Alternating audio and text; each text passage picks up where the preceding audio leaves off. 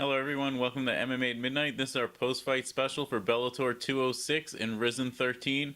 What an amazing night of fights on both fight cards. A lot of fun. The Rizin had a blast watching it. So much fun. A throwback to those old days. Anyone who likes Japanese MMA or, lives for that, just like I do. And it was a great card. If you're not into Japanese MMA, you definitely need to get into it. Whether it's the old stuff, the new stuff, definitely get into it. The Bellator 206, lots of great finishes, exciting fights. Let's get started with that. The Bellator 206. In the main event, we had Rory McDonald taking on Gegard Mousasi for Mousasi's middleweight title.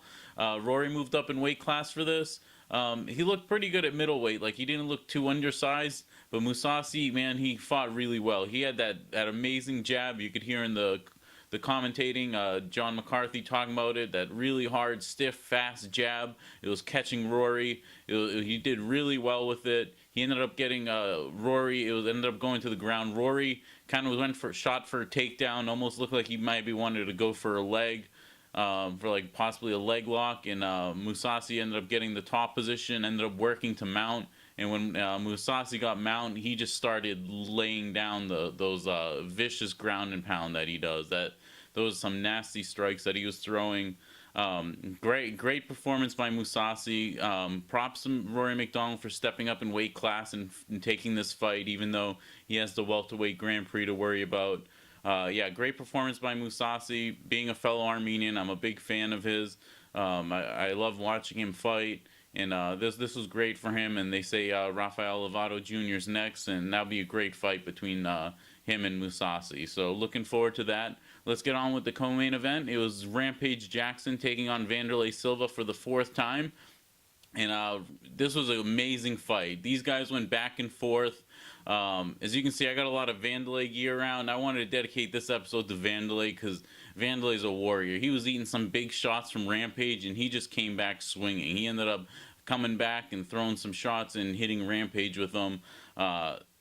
Like Rampage said in one of the interviews or the post-fight press conference, I can't remember which one, he's like, Vanderlei is a throwback fighter. They don't make fighters like him anymore, and it's the truth. Like, Vanderlei gets hit and he just starts swinging. Like it's awesome to watch. Like, that's why everyone's such a big Vanderlei fan. Like, back in the day, now, like, he still fights the same way. Like, he's exciting, he's tough. He brings a lot of heart. Like, he doesn't just quit. He's eating punches. He's rocked. He doesn't quit. He just starts firing back, and that's why everyone loved watching Vanderlei, and we still do, because Vanderlei is the man for that. And it was nice to see Rampage give him props and respect for that as well, because he knows, people like Vanderlei are a rare breed, and especially nowadays in the sport. So that was awesome. Rampage ended up getting the win. He ended up dropping Vanderlei with a big punch and ended up finishing him with some ground and pound, getting the TKO finish. Great performance by Rampage. Great performance by Vanderlei. It was a good fight.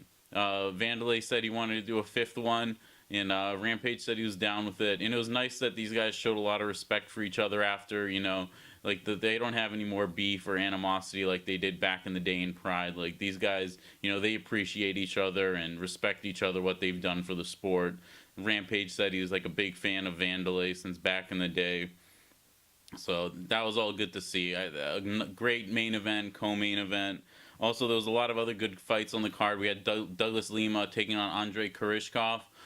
Great fight. These guys are a great matchup. This is their third fight between them, the rubber match. It was a great fight, and Douglas Lima ended up getting the win. He ended up choking out Andrei Koreshkov completely cold. That was one of the tightest rear naked chokes I've ever seen. That was deep. He got it for it to be against a high level guy like Andrei Koreshkov. He got it deep and he got it really fast. He didn't even have time to tap. He just went out. That was a sick choke. Great performance by Douglas Lima. That was part of the welterweight tournament, the Grand Prix, so he's moving on to the next round.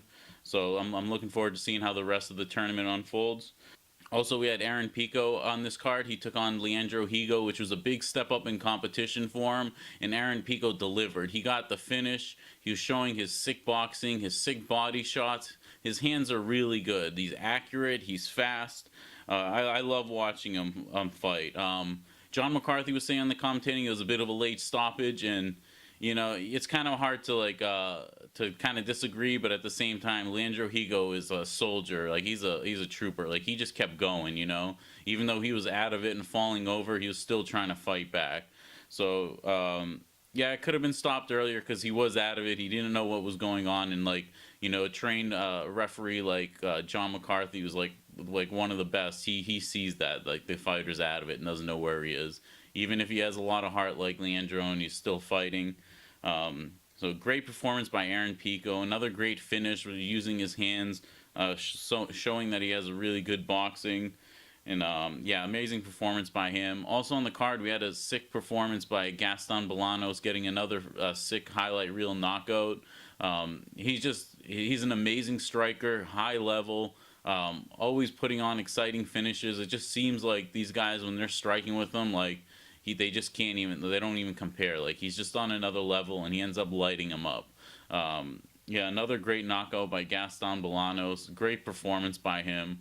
That was good. A great card. Bellator 206 all around was awesome. Exciting fights, lots of finishes. You know, it's what I usually expect from Bellator. They always put on good, exciting fights. A lot of finishers, fighters that are exciting, and that's what people want to see. It was a lot of fun. Let's move on to Rizin 13. We'll do a quick recap of that. I love watching these Rizin cards. It's a throwback to Pride. As you can see, I'm like a diehard Pride fan from back in the day. Japanese MMA fan. Like I live for this stuff. So when these events come around, like it just makes me so happy. So I really enjoyed it. And the main event, I was looking forward to it, but I was kind of like torn on it because the main pretty much the main event for most people was the Tenshin versus Kyoji Horiguchi kickboxing super fight. Having these guys kickbox each other is just an amazing matchup because these guys are like the top of their game right now. You know, they're both in their prime. They're both amazing guys, and that's the thing. I'm such a big fan of both of these guys. I almost didn't want to watch it because I didn't want to see someone lose. But oh man, what a great fight it was. These guys went back and forth. Kyoji showed that his striking is high level too, just like Tenshin. Man, the speed of Tenshin, the speed of Kyoji Horiguchi. These guys are so fast and technical. It was an amazing fight to watch. I had a blast watching it. Great fight overall. If you haven't seen it, or if you missed the Rizin card, you can watch it on the Fight TV app, FITE. Rizin, I have a lot of fun watching these, like I said. Yeah, that was a great fight between Tenshin and Kyoji Horiguchi. So if you missed it, yeah, check that out. It was a great fight. Also, we had Mirko on the card, Mirko Krokop. He ended up winning his fight. It was a doctor stoppage. He got a sick elbow. Like, he had him in the clinch, and he hit him with, like, a huge elbow. Like, it was a big, powerful elbow from Mirko, and it was nasty. That was good to see him get another win. Mirko's doing good over there. So, a good win for Mirko. Also, Darren Cruikshank was taking on Diego Brandao. Darren Cruikshank ended up winning by flying knee knockout. Amazing flying knee, sick KO. Yeah, it was an amazing move, amazing finish. Definitely want to check that out. That was a good finish by him. Also on the card, we had Yuri Prohaska fighting Jake Hune. Yuri, if you guys haven't seen him, this guy just gets amazing finishes, and he's a striker. Like, he just throws down. You know, if anyone wants to throw down with him, like, he's game. And this dude's just got powerful strikes, and he ends up, you know, even if he gets rocked, like, he just keeps going. And, yeah, man, another amazing finish by Yuri. Great performance by him, showing, like, his power, his good hands, you know, his resilience, his toughness.